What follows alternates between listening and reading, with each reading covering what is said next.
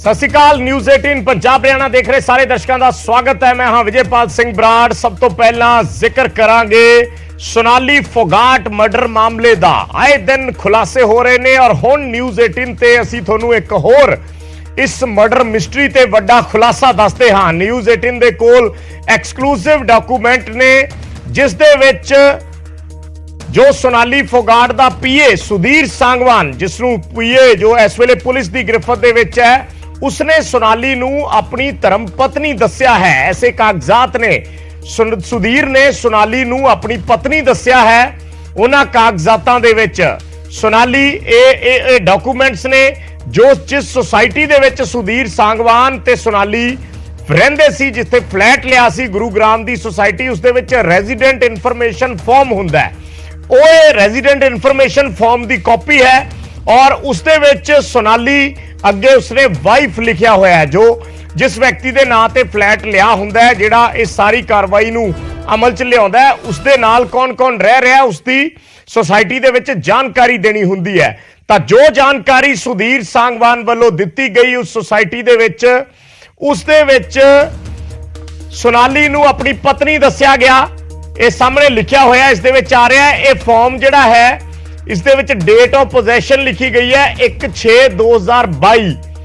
1 जून 2022 नूं ये फ्लैट गुरुग्राम दे विच लिया सी सोनाली ते सुधीर सांगवान ने। और जो फॉर्म उस वेले भरिया सी, उस फॉर्म दे विच सोनाली नूं अपनी पत्नी दस्या सी सुधीर सांगवान ने। इस दे उत्ते नाम भी लिखा हुआ है टेनेंट दा, जिहड़ा उपर एक पहला कॉलम है, 1 नंबर कॉलम, उसदे विच नेम ऑफ ऑनर और टेनेंट के किराएदार है या मालिक है, तां उत्थे लिखा है सुधीर पॉल। सुधीर पॉल नाम लिखा है और अपार्टमेंट नंबर भी लिखा है और थल्ले लिखा है 1/6/2022 जिहड़ी पोजेशन दी तारीख है। सो मेल आईडी पाया होया है सुधीर ने अपना, और थल्ले सोनाली यानी जिन्हां जिन्हां ने रहना है और उन्हां दे नाल रिलेशन की है, एक कॉलम ने। और उसदे विच सोनाली नूं धर्म पत्नी दस्या है अपनी। सोनाली एक कॉलम दे विच वाइफ लिखा होया है कि रिलेशनशिप दा जिहड़ा कॉलम है उसदे विच धर्म पत्नी दस्या है। सो ये भी हुण एक मिस्टरी है कि की सोनाली फोगाट सुधीर सांगवान दी धर्म पत्नी सी या फिर उन्होंने सिर्फ फ्लैट लैण वेले ये जानकारी जिहड़ी सी उत्थे फॉर्म दे विच लिख दित्ती। क्योंकि आम तौर ते कई बार सोसाइटी दे जिहड़े नियम हुंदे ने, जिहड़े रूल्स रेगुलेशंस हुंदे ने, उसके मुताबिक कई बार सोसाइटियां दे विच सिर्फ हसबैंड वाइफ नूं ही, फैमिली नूं ही जिहड़ा है फ्लैट दिता जाता है, चाहे किराए ते भी किसी ने लेना होवे।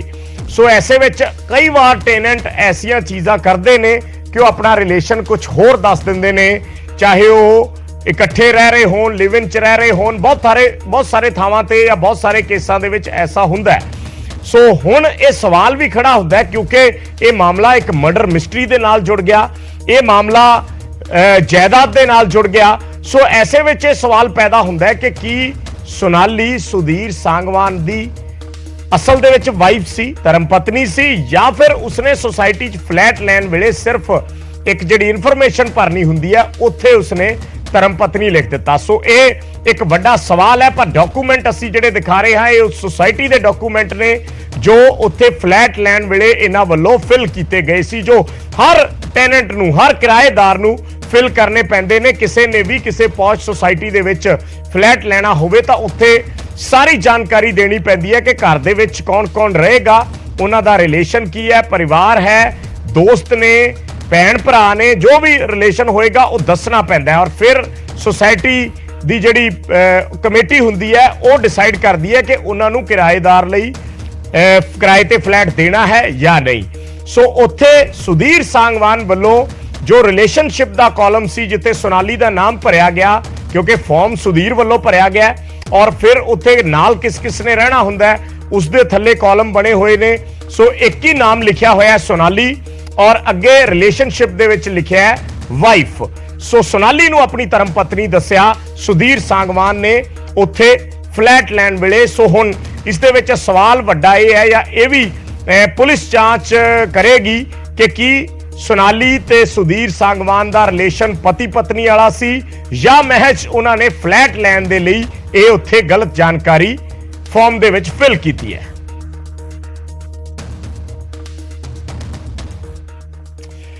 ਤੇ ਅਗਲੀ ਵੱਡੀ ਖਬਰ ਦਾ ਰੁਖ ਕਰਦੇ ਹਾਂ। ਤੀਜੇ ਮੋਰਚੇ ਦੇ ਲਈ ਕਵਾਇਦ ਜਾਰੀ ਹੈ, ਯਾਨੀ ਮਿਸ਼ਨ 2024 ਤੇ ਬਿਹਾਰ ਦੇ ਸੀਐਮ ਨਿਤਿਸ਼ ਕੁਮਾਰ ਚੱਲ ਰਹੇ ਨੇ ਔਰ ਨਿਤਿਸ਼ ਕੁਮਾਰ ਦੀਆਂ ਵੱਖ-ਵੱਖ ਆਗੂਆਂ ਦੇ ਨਾਲ ਮੁਲਾਕਾਤਾਂ ਦਾ ਦੌਰ ਜਾਰੀ ਹੈ। ਇਸੇ ਦੇ ਵਿੱਚ ਨਿਤਿਸ਼ ਕੁਮਾਰ ਨੇ ਹਰਿਆਣਾ ਦੇ ਸਾਬਕਾ ਮੁੱਖ ਮੰਤਰੀ ਓਮ ਪ੍ਰਕਾਸ਼ ਚੌਟਾਲਾ ਦੇ ਨਾਲ ਮੁਲਾਕਾਤ ਕੀਤੀ ਹੈ, ਕੇਜਰੀਵਾਲ ਦੇ ਨਾਲ ਮੁਲਾਕਾਤ ਕੀਤੀ ਹੈ, ਯੇਚੁਰੀ ਦੇ ਨਾਲ ਮੁਲਾਕਾਤ ਕੀਤੀ ਹੈ। ਤੀਸਰੇ ਮੋਰਚੇ ਨੂੰ ਖੜਾ ਕਰਨ ਦੇ ਲਈ ਜਾਂ ਤੀਸਰੇ ਮੋਰਚੇ ਦੀ ਤਿਆਰੀ ਦੇ ਲਈ ਇਹ ਮੁਲਾਕਾਤਾਂ ਹੋ ਰਹੀਆਂ ਨੇ। ਮੁਲਾਇਮ ਸਿੰਘ ਯਾਦਵ ਔਰ ਅਖਿਲੇਸ਼ ਨਾਲ ਵੀ ਗੁਰੂਗ੍ਰਾਮ ਦੇ ਵਿੱਚ ਮੁਲਾਕਾਤ ਹੋਏਗੀ। ਸੋ ਨਿਤਿਸ਼ ਕੁਮਾਰ ਨਿਕਲੇ ਹੋਏ ਨੇ ਇਸ ਕਵਾਇਦ ਤੇ ਔਰ ਵੱਖ-ਵੱਖ ਆਗੂਆਂ ਦੇ ਨਾਲ ਮੁਲਾਕਾਤ ਕਰ ਰਹੇ ਨੇ। ਓਮ ਪ੍ਰਕਾਸ਼ ਚੌਟਾਲਾ ਦੇ ਨਾਲ ਮੁਲਾਕਾਤ ਦੀਆਂ ਤਸਵੀਰਾਂ ਅਸੀਂ ਦਿਖਾ ਰਹੇ ਹਾਂ।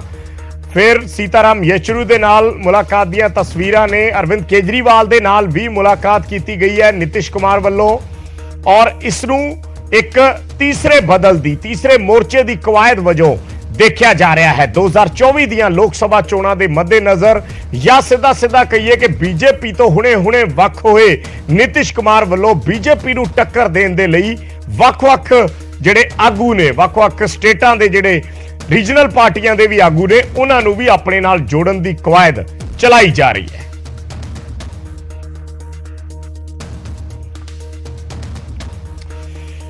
ਤੇ ਚੌਥੀ ਵੱਡੀ ਖਬਰ, ਧਰਮ ਪਰਿਵਰਤਨ ਰੋਕਣ ਲਈ ਇੱਕ ਵਾਰ ਫਿਰ ਅਕਾਲ ਤਖਤ ਸਾਹਿਬ ਦੇ ਜਥੇਦਾਰ ਨੇ ਅਪੀਲ ਕੀਤੀ ਹੈ। ਉਹਨਾਂ ਨੇ ਕਿਹਾ ਹੈ ਕਿ ਰਿਸ਼ਤੇਦਾਰਾਂ ਤੇ ਕਰੀਬੀਆਂ ਨੂੰ ਅੰਮ੍ਰਿਤਪਾਨ ਕਰਵਾਓ ਔਰ ਰਿਸ਼ਤੇਦਾਰਾਂ ਨੂੰ ਸਮਝਾਓ ਕਿ ਇੱਧਰ ਉੱਧਰ ਭਟਕਣ ਦੀ ਜਗ੍ਹਾ ਉਹ ਗੁਰੂ ਵਾਲੇ ਬਣਨ। ਪਹਿਲਾਂ ਵੀ ਅਕਾਲ ਤਖਤ ਸਾਹਿਬ ਦੇ ਜਥੇਦਾਰ ਅਪੀਲ ਕਰ ਚੁੱਕੇ ਨੇ ਔਰ ਹੁਣ ਉਹਨਾਂ ਵੱਲੋਂ ਦੁਬਾਰਾ ਅਪੀਲ ਕੀਤੀ ਗਈ ਹੈ। ਉਹਨਾਂ ਕਿਹਾ ਹੈ ਕਿ ਧਰਮ ਪਰਿਵਰਤਨ ਦੀ ਲਹਿਰ ਚਲਾਉਣ ਵਾਲੇ ਸਾਰੇ ਪਖੰਡੀ ਨੇ, ਇਸ ਕਰਕੇ ਸਿੰਘ ਬਣੋ, ਬਾਣੀ ਪੜੋ ਤੇ ਬਾਣੇ ਦੇ ਧਾਰਨੀ ਬਣੋ। ਇਹ ਗੱਲ ਅਕਾਲ ਤਖਤ ਸਾਹਿਬ ਦੇ ਜਥੇਦਾਰ ਗਿਆਨੀ ਹਰਪ੍ਰੀਤ ਸਿੰਘ ਵੱਲੋਂ ਕਹੀ ਗਈ ਹੈ। ਉਹਨਾਂ ਕਿਹਾ ਕਿ ਜੋ ਵੀ ਧਰਮ ਪਰਿਵਰਤਨ ਦੀ ਲਹਿਰ ਚਲਾਉਂਦੇ ਨੇ ਉਹ ਸਾਰੇ ਪਖੰਡ ਕਰਦੇ ਨੇ। ਉਹਨਾਂ ਕਿਹਾ ਕਿ ਇਹ ਅਸੀਂ ਹੀ ਨਹੀਂ, ਚਰਚ ਪ੍ਰਬੰਧਨ ਸੰਭਾਲਣ ਵਾਲੇ ਵੀ ਕਹਿ ਰਹੇ ਨੇ। ਉਹਨਾਂ ਕਿਹਾ ਕਿ ਸਿੰਘ ਬਣੋ, ਬਾਣੀ ਪੜੋ ਤੇ ਬਾਣੇ ਦੇ ਧਾਰਨੀ ਬਣੋ। ਅਕਾਲ ਤਖਤ ਸਾਹਿਬ ਦੇ ਜਥੇਦਾਰ ਗਿਆਨੀ ਹਰਪ੍ਰੀਤ ਸਿੰਘ ਵੱਲੋਂ ਇੱਕ ਵਾਰ ਫਿਰ ਇਹ ਅਪੀਲ ਕੀਤੀ ਗਈ ਹੈ।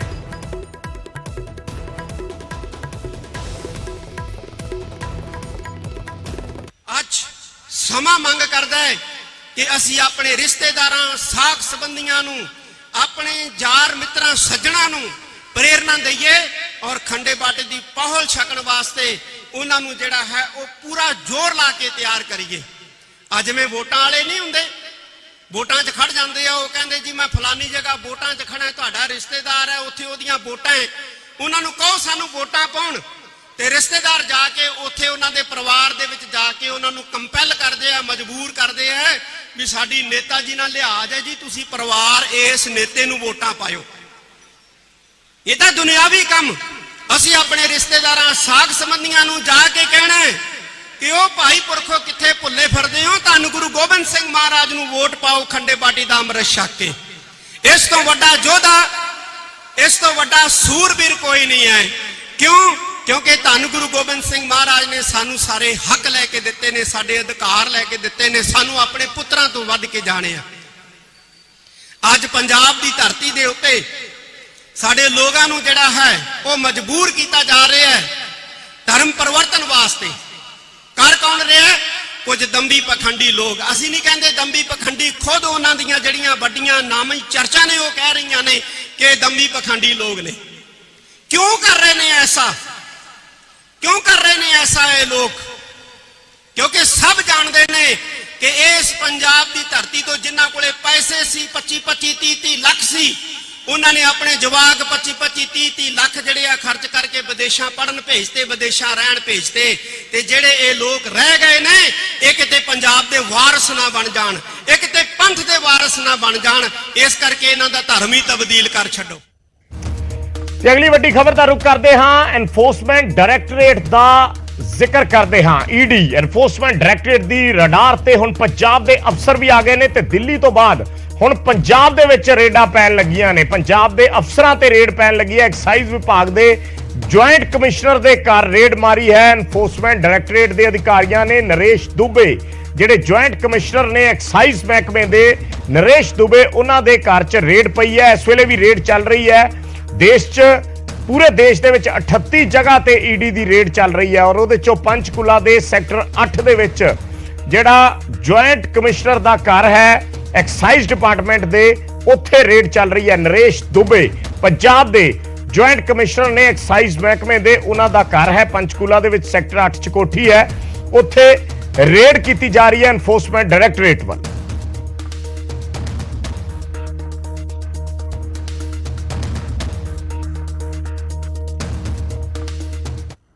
ਹੁਣ ਦੂਸਰੀਆਂ ਸਟੇਟਾਂ 'ਚ ਇਲੈਕਸ਼ਨ ਹੈ, ਰੇਡਾਂ ਤਾਂ ਪਹਿਲਾਂ ਵੀ ਕਰੀਆਂ ਸੀ, ਉਹਨਾਂ ਦੇ ਘਰ ਵੀ ਕਰੀ ਹੈ, ਉਹਨਾਂ ਦੇ ਲੋਕਰ 'ਚ ਵੀ ਕਰੀ ਹੈ, ਉੱਥੋਂ ਨਹੀਂ ਕੁਝ ਮਿਲਿਆ ਤਾਂ ਇੱਥੋਂ ਵੀ ਕੁਝ ਨਹੀਂ ਮਿਲਣਾ। ਸੋ ਬੀਜੇਪੀ ਕੋਲ ਕੋਈ ਚਾਰਾ ਹੈ ਨਹੀਂ। ਹਿਮਾਚਲ 'ਚ ਇਲੈਕਸ਼ਨ ਹੈ, ਗੁਜਰਾਤ 'ਚ ਇਲੈਕਸ਼ਨ ਹੈ, ਜਿਹੜਾ ਗੁਜਰਾਤ ਮਾਡਲ ਦਾ ਡਰਾਮਾ ਹੈ ਬੜੇ ਸਾਲ ਵੇਚ ਲਿਆ, ਹੁਣ ਕੋਈ ਚਾਰਾ ਨਹੀਂ ਹੋਰ ਕੋਈ, ਇਸੇ ਕਰਕੇ ਇਹੋ ਜਿਹੇ ਹਰਕਤਾਂ ਕਰਦੇ ਆ, ਸੋ ਕਰ ਲੈਣਗੇ, ਕੁਝ ਨਹੀਂ ਲੱਭਣਾ। ਤੇ ਵੀ ਬੀਜੇਪੀ ਕੋਲ ਕੋਈ ਚਾਰਾ ਹੀ ਹੈ ਨਹੀਂ। ਦਿੱਲੀ ਸਰਕਾਰ ਤੇ ਪੰਜਾਬ ਸਰ ਦੋ ਸਰਕਾਰਾਂ ਨੂੰ ਤੋੜਨ 'ਚ ਬਹੁਤ ਕੁਝ ਆਦਾ ਯੋਗਦਾਨ ਪਾ ਸਕਦੇ ਹਰ ਕੋਸ਼ਿਸ਼ ਕਰਨਗੇ, ਪਰ ਨਾ ਤਾਂ ਦਿੱਲੀ ਵਾਲਿਆਂ ਨੂੰ ਕੋਈ ਪਰਵਾਹ, ਨਾ ਪੰਜਾਬ ਵਾਲਿਆਂ ਨੂੰ ਕੋਈ ਪਰਵਾਹ ਹੈ। ਤਾਂ ਸਾਡੇ ਸਹਿਯੋਗੀ ਅੰਕਿਤ ਦੁਦਾਨੀ ਜੁੜੇ ਨੇ ਹੋਰ ਜਾਣਕਾਰੀ ਦੇ ਲਈ। ਅੰਕਿਤ, ਹੁਣ ਤੱਕ ਕੁਝ ਮਿਲ ਪਾਇਆ ਹੈ? ਕੁਝ ਰੇਡ ਦੇ ਵਿੱਚੋਂ ਕੋਈ ਅਪਡੇਟ ਆਈ ਹੈ ਨਿਕਲ ਕੇ? ਕੁਝ ਅਧਿਕਾਰੀਆਂ ਨੇ ਗੱਲਬਾਤ ਕੁਝ ਦੱਸਿਆ ਹੋਵੇ ਕਿ ਕਿਸ ਕੰਟੈਕਸਟ ਦੇ ਵਿੱਚ ਇਹ ਰੇਡ ਕੀਤੀ गई है?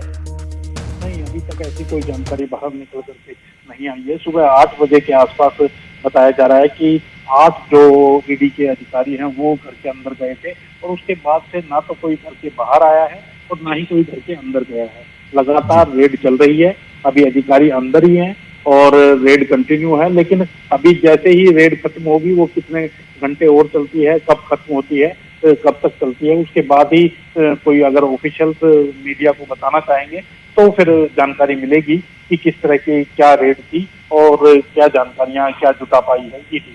जी अंकित, नरेश दुबे क्योंकि पंजाब दे एक्साइज कमिश्नर ने, जॉइंट कमिश्नर ने एक्साइज डिपार्टमेंट दे, सो की इसनूं आपां पिछले दिनी जिहड़ी पंजाब सरकार ने एक्साइज पॉलिसी नवीं लैके आंदी है, उस रेड नाल इस रेड नूं उस पॉलिसी दे नाल जोड़ के देख सकते हैं? क्योंकि दिल्ली दे विच भी पिछले दिनी इस ते काफी एक्साइज की गई है।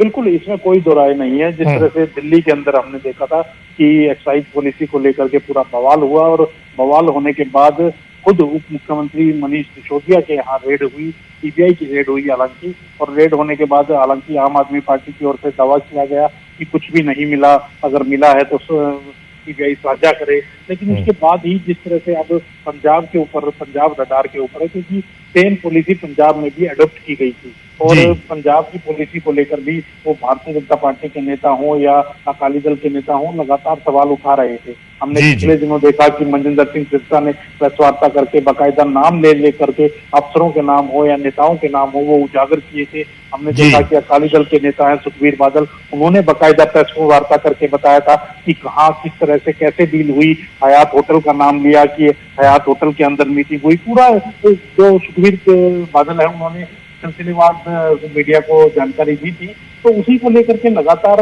इस पर भी सवाल उठ रहे थे एक्साइज पॉलिसी को लेकर के, पंजाब की जो एक्साइज पॉलिसी है। और कहा यही जा रहा है और माना भी यही जा रहा है कि उसी संदर्भ में ज्वाइंट कमिश्नर जो नरेश दुबे हैं उनके घर पर रेड हुई है। जी ठीक है, शुक्रिया अंकित इस जानकारी ਦੇ ਲਈ। ਤਾਂ ਮੰਨਿਆ ਇਹ ਜਾ ਰਿਹਾ ਕਿ ਉਸੇ ਸੰਦਰਭ ਦੇ ਵਿੱਚ ਕੀਤੀ ਗਈ ਹੈ, ਕਿਉਂਕਿ ਪਿਛਲੇ ਦਿਨੀ ਦਿੱਲੀ ਦੇ ਵਿੱਚ ਵੱਡਾ ਐਕਸ਼ਨ ਕੀਤਾ, ਈਡੀ ਨੇ ਰੇਡ ਮਾਰੀ, डिप्टी सीएम मनीष सिसोदिया के खाते खंगाले गए, उन्होंने घरे रेड मारी गई। हालांकि आम आदमी पार्टी ने दावा किया कि ईडी नूं कुछ भी नहीं मिला, सीबीआई नूं कुछ भी नहीं मिला।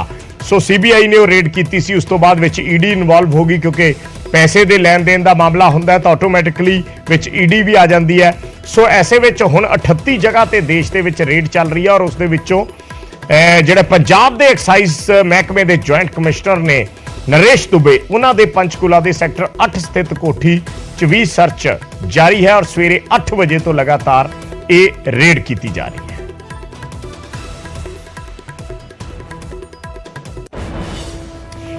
ਤੇ ਅਗਲੀ ਵੱਡੀ ਖਬਰ ਦਾ ਰੁਖ ਕਰਦੇ ਹਾਂ। ਸੁਖਬੀਰ ਸਿੰਘ ਬਾਦਲ ਅੱਜ ਐਸਆਈਟੀ ਦੇ ਸਾਹਮਣੇ ਪੇਸ਼ ਹੋਏ ਨੇ ਬਹਿਬਲ ਕਲਾਂ ਗੋਲੀकांड ਮਾਮਲੇ ਦੇ ਵਿੱਚ, ਔਰ ਕਰੀਬ 3 ਘੰਟੇ ਐਸਆਈਟੀ ਨੇ ਪੁੱਛਗਿੱਛ ਕੀਤੀ ਹੈ। ਸੁਖਬੀਰ ਬਾਦਲ ਤੋਂ ਸਵਾਲ ਜਵਾਬ ਕੀਤੇ ਨੇ। ਨੌ ਨਿਹਾਲ ਸਿੰਘ ਵਾਲੀ ਐਸਆਈਟੀ ਵੱਲੋਂ ਸੁਖਬੀਰ ਬਾਦਲ ਨੂੰ ਸੰਮਨ ਕੀਤਾ ਗਿਆ ਸੀ, ਔਰ ਅੱਜ ਦੂਸਰੀ ਵਾਰ ਸੁਖਬੀਰ ਐਸਆਈਟੀ ਦੇ ਸਾਹਮਣੇ ਪੇਸ਼ ਹੋਏ ਨੇ। 3 ਘੰਟਿਆਂ ਤੱਕ ਪੁੱਛਗਿੱਛ ਹੋਈ ਹੈ। ਇਸ ਤੋਂ ਪਹਿਲਾਂ ਪਿਛਲੀ ਸਰਕਾਰ ਵੇਲੇ ਸੁਖਬੀਰ ਬਾਦਲ ਨੂੰ ਸੱਦਿਆ ਗਿਆ ਸੀ, ਜਦੋਂ ਸੂਬੇ 'ਚ ਕਾਂਗਰਸ ਦੀ ਸਰਕਾਰ ਸੀ, ਉਸ ਵੇਲੇ ਵੀ ਐਸਆਈਟੀ ਨੇ ਪੁੱਛਗਿੱਛ ਕੀਤੀ ਸੀ, ਔਰ ਹੁਣ ਨਵੀਂ ਸਰਕਾਰ ਬਣਨ ਤੋਂ ਬਾਅਦ ਫਿਰ ਸੱਦਿਆ ਗਿਆ ਹੈ। ਔਰ ਸੁਖਬੀਰ ਬਾਦਲ ਨੇ ਅੱਜ ਕਿਹਾ ਕਿ ਅਸੀਂ ਹਰ ਤਰ੍ਹਾਂ ਦੇ ਸਹਿਯੋਗ ਦੇ ਲਈ ਪੂਰੀ ਤਰ੍ਹਾਂ ਤਿਆਰ ਹਾਂ। ਪਰ ਉਹਨਾਂ ਨੇ ਕਿਹਾ ਕਿ ਸਰਕਾਰ ਦੋਸ਼ੀ ਫੜਨ ਵੱਲ ਜਾਵੇ, ਨਾ ਕਿ ਇਸ ਮਾਮਲੇ ਤੇ ਸਿਆਸਤ ਕੀਤੀ ਜਾਵੇ। ਸੁਖਬੀਰ ਬਾਦਲ ਨੇ ਵੀ ਕਿਹਾ ਕਿ ਲੋਕਾਂ ਦੇ ਮੁੱਦਿਆਂ ਨੂੰ ਭਟਕਾਉਣ ਦੇ ਲਈ ਮੈਨੂੰ ਸੰਮਨ ਭੇਜਿਆ ਗਿਆ, ਪਰ ਮੈਨੂੰ ਜਿੱਥੇ ਮਰਜ਼ੀ ਬੁਲਾਉਣ, ਮੈਂ ਜਾਂਚ ਦੇ ਲਈ ਤਿਆਰ ਹਾਂ।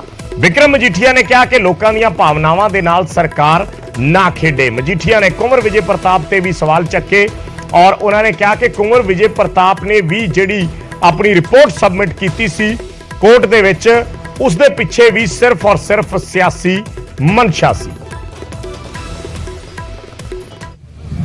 ਜਿਹੜੀਆਂ ਸਰਕਾਰਾਂ ਆਈਆਂ ਕਾਂਗਰਸ ਤੇ ਹੁਣ ਆਮ ਆਦਮੀ ਪਾਰਟੀ, ਇਹਨਾਂ ਦਾ ਨਿਸ਼ਾਨਾ ਦੁਸ਼ਮਣ ਨੂੰ, ਜਿਹੜੇ ਦੋਸ਼ੀਆਂ ਨੂੰ ਫੜਨਾ ਨਹੀਂ, ਇਹਨਾਂ ਦਾ ਨਿਸ਼ਾਨਾ ਕੱਲਾ ਪੋਲਿਟਿਕਸ ਕਰਨਾ, ਸਿਆਸਤ ਕਰਨਾ। ਕਵਰ ਵਿਜੇ ਪ੍ਰਤਾਪ 5 ਸਾਲ ਉਹਨੇ ਕੁਛ ਨਹੀਂ ਕੀਤਾ, ਕੱਲੀ ਸਿਆਸਤ ਖੇਡੀ। ਆਨਰੇਬਲ ਹਾਈ ਕੋਰਟ ਨੇ ਬੜੇ ਸਖਤ ਲਫ਼ਜ਼ਾਂ ਨਾਲ ਕਿਹਾ, ਆਪਣੇ ਫਾਈਂਡਿੰਗ ਦਿੱਤੀਆਂ ਕਵਰ ਵਿਜੇ ਖਿਲਾਫ ਦੇ ਖਿਲਾਫ, ਇਨਵੈਸਟੀਗੇਸ਼ਨ ਰੱਦ ਕੀਤੀ। ਮੈਂ ਇਹਨਾਂ ਨੂੰ ਆਹੀ ਕਿਹਾ, ਜਿਹੜੇ ਅਫਸਰ ਸਾਹਿਬਾਨ ਜਿਹੜੇ ਆਏ ਸੀ, ਸ਼੍ਰੋਮਣੀ ਅਕਾਲੀ ਦਲ ਨੂੰ ਕਿਤੇ ਮਰਜ਼ੀ ਕਿਸੇ ਵੀ ਲੀਡਰ ਨੂੰ ਮੈਨੂੰ ਕਿਤੇ ਵੀ ਬੁਲਾ ਲੈਣ, ਇਨਫੋਰਮੇਸ਼ਨ ਜੋ ਸਾਡੇ ਕੋਲੇ ਅਸੀਂ ਦੇਣ ਨੂੰ ਤਿਆਰ ਹਾਂ, ਅਸੀਂ ਕੋਆਪਰੇਟ ਕਰਨ ਨੂੰ ਤਿਆਰ ਹਾਂ। ਪਰ ਮੇਰਾ ਇੱਕੋ ਇੱਕ ਬੇਨਤੀ ਹੈ ਕਿ ਇਹਦੇ 'ਚ ਪੋਲਿਟਿਕਸ ਨਹੀਂ ਹੋਣੀ ਚਾਹੀਦੀ। ਸਾਰਾ ਪੰਜਾਬ ਚਾਹੁੰਦਾ ਕਿ ਦੋਸ਼ੀ ਫੜੇ ਜਾਣ, ਪਰ ਅਫਸੋਸ ਕਿ ਇੱਥੇ ਦੋਸ਼ੀ ਫੜਨ ਦੀ ਬਜਾਏ ਪੋਲੀਟੀਕਲ ਗੇਮਸ ਹੋ ਰਹੀਆਂ ਜਿਹੜੀਆਂ ਨਹੀਂ ਹੋਣੀ ਚਾਹੀਦੀਆਂ। ਸ਼੍ਰੋਮਣੀ ਅਕਾਲੀ ਦਲ ਵੀ ਚਾਹੁੰਦਾ ਹੈ ਕਿ ਬਹਿਬਲ ਕਲਾਂ ਦੀ ਫਾਇਰਿੰਗ ਦਾ ਇਹ ਸੱਚਾਈ ਸਾਹਮਣੇ ਆਵੇ। ਹੁਣ ਤੁਸੀਂ ਮੈਨੂੰ ਇਹ ਸਮਝਾ ਦੇਣ, ਜਾਂ SIT ਜਾਂ ਸਰਕਾਰ, SIT ਤੇ ਤਾਂ ਜੇ ਇੰਡੀਪੈਂਡੈਂਟ ਕੰਮ ਮੈਨੂੰ ਨਹੀਂ ਲੱਗਦਾ ਕਰ ਪਾ ਰਹੇ ਆ, ਜੇ ਕਰ ਲੈਣ ਤੇ ਬਹੁਤ ਚੰਗੀ ਗੱਲ ਹੈ। ਮਗਰ ਆਪਾਂ ਪਿਛਲੀ SIT ਵੀ ਵੇਖ ਲਈ, ਜਿਹਦੇ 'ਚ 4 ਜਿਹੜੇ ਉਹਨਾਂ ਦੇ ਮੈਂਬਰ ਸਨ, ਇੱਕ ਮੈਂਬਰ ਤੋਂ ਵੱਖ ਹੋ ਗਏ, ਔਰ ਜਿਹੜਾ 5ਵਾਂ ਮੈਂਬਰ ਸੀ ਉਹਨੇ ਇਹਦਾ ਸਿਆਸੀ ਲਾਹਾ ਲੈਂਦੇ ਆਪ ਉਹ ਇੱਕ ਪਾਰਟੀ 'ਚ ਸ਼ਾਮਿਲ ਹੋ ਗਿਆ, ਮੁੜ ਕੇ MLA ਦੀ ਇਲੈਕਸ਼ਨ ਲੜ ਗਿਆ। ਉਹਨੇ ਤਾਂ ਆਪਦੇ ਫਾਇਦੇ ਵੇਖੇ। ਜੋ ਉੱਥੇ ਦੁਖਦਾਈ ਘਟਨਾ ਵਾਪਰੀ, ਉਹਦੇ ਇਨਸਾਫ ਲਈ ਕੁਝ ਨਹੀਂ ਕੀਤਾ, ਆਪਣਾ ਫਾਇਦਾ ਲਿਆ ਤੇ ਪਾਰ ਗਏ। ਅੱਜ ਵੀ ਲਿਪ ਸਰਵਿਸ ਕਰਦੇ ਆ। ਹੁਣ 302 ਦਾ ਮਾਮਲਾ ਹੈ, ਉੱਥੇ ਬਹਿਬਲ ਕਲਾ ਦੀ ਫਾਇਰਿੰਗ ਦਾ ਮਾਮਲਾ ਹੈ। ਮੈਨੂੰ ਇਹ ਸਮਝਾ ਦੇ SIT ਜਾਂ ਕੋਈ ਸਿਆਣਾ ਬੰਦਾ ਕਿ ਹੋਮ ਮਿਨਿਸਟਰ ਜਾਂ ਚੀਫ ਮਿਨਿਸਟਰ ਦਾ 302 ਦਾ ਜਦੋਂ ਇਹ ਵਾਕਿਆ ਹੋਇਆ, ਜਦੋਂ ਫਾਇਰਿੰਗ ਹੋਈ, ਕੀ ਉਹ ਮੌਕੇ ਵਾਕਿਆ ਹਾਜ਼ਰ ਸੀ? Answer is no. ਫਿਰ ਤੁਸੀਂ ਹੋਮ ਮਿਨਿਸਟਰ ਨੂੰ ਜਾਂ ਚੀਫ ਮਿਨਿਸਟਰ ਨੂੰ ਕਿਉਂ ਸਾਧਦੇ ਹੋ?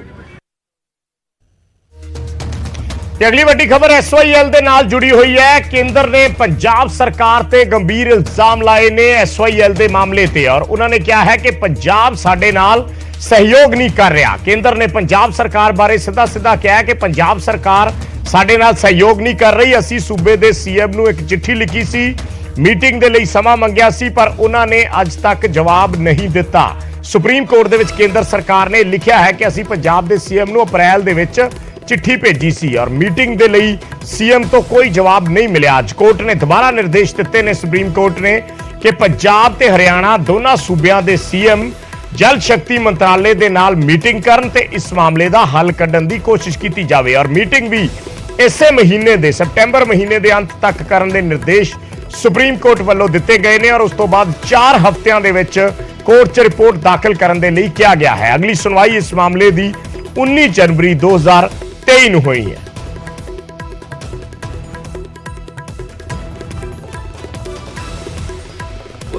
ਮਾਨ ਸਾਹਿਬ ਨੇ ਹੁਣ ਵੀ ਸਟੇਜ ਤੋਂ ਮੁੱਖ ਮੰਤਰੀ ਭਗਵੰਤ ਮਾਨ ਜੀ ਨੇ ਗੱਲ ਕਹੀ ਹੈ ਵੀ ਅਸੀਂ ਕੋਆਰਡੀਨੇਸ਼ਨ ਨਾ, ਈਵਨ ਦੈਨ ਕਿ ਜਿਹੜੀਆਂ ਸੈਂਟਰ ਸਰਕਾਰ ਨੇ, ਅਗਰ ਸਾਡੇ ਜਲ ਸਰੋਤ ਮੰਤਰੀ ਜੀ ਨੇ ਸ਼ਿਖਾਵਤ ਸਾਹਿਬ ਨੇ ਕਿਤੇ ਵੀ ਮੀਟਿੰਗ ਕੀਤੀ, ਈਵਨ ਦੈਨ ਕਿ ਪੰਜਾਬ ਤੋਂ ਬਾਹਰ ਵੀ ਕੀਤੀ ਹੈ, ਮੈਂ ਉੱਥੇ ਵੀ ਪਹੁੰਚਾ।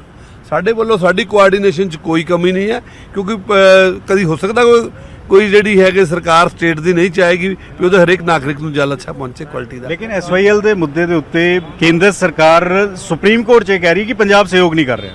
SYL ਦਾ ਜਿਹੜਾ ਮੁੱਦਾ ਹੈਗਾ ਉਹ ਇੱਕ ਬੜਾ ਪੁਰਾਣਾ ਮੁੱਦਾ ਆ।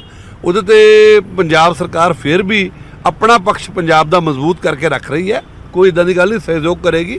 ਜੋ SYL ਕਿਉਂਕਿ ਇੱਕ ਲੰਬੇ ਅਰਸੇ ਤੋਂ ਰਾਜਨੀਤਿਕ ਮੁੱਦਾ ਵੀ ਬਣਾ ਕੇ ਰੱਖਿਆ ਗਿਆ, तो सर ਤੁਸੀਂ ਨਿਸ਼ਚਿੰਤ ਰਹੀਓ, ਪੰਜਾਬੀਆਂ ਦਾ ਪੱਖ ਰੱਖਣਾ, ਪੰਜਾਬ ਦੇ ਪਾਣੀ ਦਾ ਪੱਖ ਰੱਖਣਾ ਸਾਡੀ ਸਰਕਾਰ ਦਾ ਫਰਜ਼ ਹੈ। ਜਲ ਮੇਰਾ ਖਿਆਲ ਹੈ ਵੀ ਇਹ ਤੋਂ ਬਿਹਤਰ ਮੇਰੇ ਕੋਲ ਇਸ ਵੇਲੇ ਇਰੀਗੇਸ਼ਨ ਡਿਪਾਰਟਮੈਂਟ ਹੈ ਨਹੀਂਗਾ, ਬਟ ਡੈਫੀਨੇਟਲੀ ਮੈਂ ਇਹ ਕਹਿ ਸਕਦਾ ਪੰਜਾਬ ਸਰਕਾਰ ਇਹਦੇ ਜਲਦੀ ਜੋ ਵੀ ਚੀਜ਼, ਪੰਜਾਬ ਸਰਕਾਰ ਪਿੱਛੇ ਹਟਣ ਵਾਲੀ ਨਹੀਂ ਹੈ, ਲੇਕਿਨ ਪੰਜਾਬ ਦੀਆਂ ਜਿਹੜੀਆਂ ਪ੍ਰਾਇੋਰਟੀਜ਼ ਆ ਪਾਣੀ ਦੀ ਉਹਨੂੰ ਮੁੱਖ ਰੱਖਦਿਆਂ ਸਹਿਯੋਗ ਕਰੇਗੀ। ਪੰਜਾਬ ਦੇ ਕੋਲ ਪਾਣੀ ਨਹੀਂ ਆ ਦੇਣ ਨੂੰ, ਔਰ SYL ਦੇ ਮੁੱਦੇ ਉੱਤੇ ਜੋ ਜਲ ਸ਼ਕਤੀ ਮਿਨਿਸਟਰ ਸਾਹਿਬ ਨੇ ਪਿਛਲੇ ਕੁਝ ਦਿਨਾਂ 'ਚ ਬਿਆਨ ਦੇ ਕੇ ਗਏ ਆ, ਚੰਡੀਗੜ੍ਹ ਦੇ ਮੁੱਦੇ ਤੇ ਚਾਹੇ BBMB ਦੇ ਮੁੱਦੇ ਤੇ, ਉਹਦੇ ਤੇ ਪੰਜਾਬੀ ਨਹੀਂ ਸਹਿਮਤ, ਨਾ ਅਸੀਂ ਕੋਈ ਨਹੀਂ ਸਹਿਮਤ।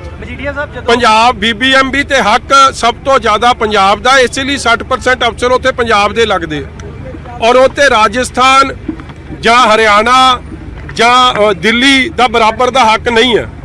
ਔਰ ਇਸੇ ਤਰ੍ਹਾਂ ਚੰਡੀਗੜ੍ਹ ਪੰਜਾਬ ਦੇ ਪਿੰਡਾਂ ਨੂੰ ਜਾੜਾ ਕਰਕੇ ਬਣਿਆ, ਇੱਥੇ ਹੱਕ ਪੰਜਾਬ ਦਾ ਹੈ, ਔਰ ਪੰਜਾਬ ਦੀ ਰਾਜਧਾਨੀ ਇਹ ਪਾਰਲੀਮੈਂਟ ਨੇ ਉਸ ਵੇਲੇ ਅਪਰੂਵ ਕੀਤੀ ਹੋਈ ਹੈ ਕਿ ਹੋਣੀ ਚਾਹੀਦੀ ਹੈ ਪੰਜਾਬ ਦੀ ਰਾਜਧਾਨੀ। ਇਸ ਲਈ ਕੋਈ ਕੀ ਕਵੇ ਉਹ ਨਹੀਂ, ਮੈਂ ਤਾਂ ਪੰਜਾਬੀਆਂ ਦੀ ਭਾਵਨਾ ਵਿਅਕਤ ਕਰਦਾ, ਔਰ ਮੈਂ ਸਮਝਦਾ ਚਾਹੇ ਮੇਰੇ ਪੰਜਾਬ ਦੇ ਭਾਜਪਾ ਦੇ ਵੀਰ ਨੇ ਉਹ ਵੀ ਮੇਰੇ ਨਾਲ ਸਹਿਮਤ ਹੋਣ। ਅੱਜ ਸੁਪਰੀਮ ਕੋਰਟ ਦੇ ਅੰਦਰ ਕੇਂਦਰ ਸਰਕਾਰ ਨੂੰ ਇਹ ਕਹਿਣਾ ਪਿਆ ਕਿ ਪੰਜਾਬ ਸਟੇਟ ਮੀਟਿੰਗਾਂ 'ਚ ਨਹੀਂ ਆ ਰਹੀ, ਆਪਣਾ ਰਿਪਰੈਜ਼ੈਂਟੇਟਿਵ ਨਹੀਂ ਭੇਜਦੀ, ਮੁੱਖ ਮੰਤਰੀ ਖੁਦ ਵੀ ਗੰਭੀਰ ਨਹੀਂ ਹੈ, ਆਉਂਦੇ ਨਹੀਂ ਹੈ। ਤੇ ਮੈਂ ਸਮਝਦਾ ਕਿ ਪੰਜਾਬ ਡੈਮੋਕ੍ਰੇਸੀ ਦੇ ਅੰਦਰ ਗੱਲਬਾਤ ਨਾਲ ਹੀ ਮਸਲੇ ਹੱਲ ਹੁੰਦੇ ਆ, ਔਰ ਪੰਜਾਬ ਨੂੰ ਆਪਣਾ ਪੱਖ ਗੰਭੀਰਤਾ ਨਾਲ ਰੱਖਣਾ ਚਾਹੀਦਾ, ਔਰ ਉਹ ਪੰਜਾਬ ਸਰਕਾਰ ਨਹੀਂ ਰੱਖ ਰਹੀ।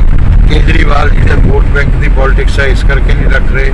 ਆਮ ਆਦਮੀ ਪਾਰਟੀ ਪਹਿਲਾਂ ਤਾਂ ਇਹ ਸਵਾਲਾਂ ਦਾ ਜਵਾਬ ਦੇਵੇ, ਨੰਬਰ 1 ਕਿ ਤੁਸੀਂ ਕੋਈ ਰਿਸਪੌਂਸ ਕਿਉਂ ਨਹੀਂ ਦਿੱਤਾ, ਕੋਈ ਜਵਾਬ ਕਿਉਂ ਨਹੀਂ ਦਿੱਤਾ ਵੀ ਪੰਜਾਬ ਦਾ ਪਾਣੀ ਹੈ, ਪੰਜਾਬ ਦੇ ਹੱਕ ਤੇ ਰਹਿਣਗੇ, ਜਾਂ ਫਿਰ ਤੁਹਾਡਾ ਸਟੈਂਡ ਹੀ ਕੋਈ ਹੋਰ ਹੈ। ਨੰਬਰ 2, ਜੇ ਕੱਲ ਨੂੰ ਖੁਦਾ ਨਾ ਖਾਸਤਾ ਪੰਜਾਬ ਨੂੰ ਕੋਈ ਖਾਮਿਆਜ਼ਾ ਭੁਗਤਣਾ ਪੈਂਦਾ ਕਿਉਂਕਿ ਤੁਸੀਂ ਰਿਸਪੌਂਸ ਨਹੀਂ ਦਿੱਤਾ ਲੈਟਰ ਨੂੰ ਸੈਂਟਰ ਗਵਰਨਮੈਂਟ ਦੇ SYL मसले ਨੂੰ ਲੈ ਕੇ, ਤਾਂ ਕਿ ਤੁਸੀਂ ਰਿਸਪੌਂਸਿਬਲ ਹੋਵੋਗੇ। ਤੇ तक सुप्रीम कोर्ट का है, उसका फैसला है, वो फाइनलिटी अटेंड कर चुका है, वो हरियाणा के हक में फैसला दे चुका है।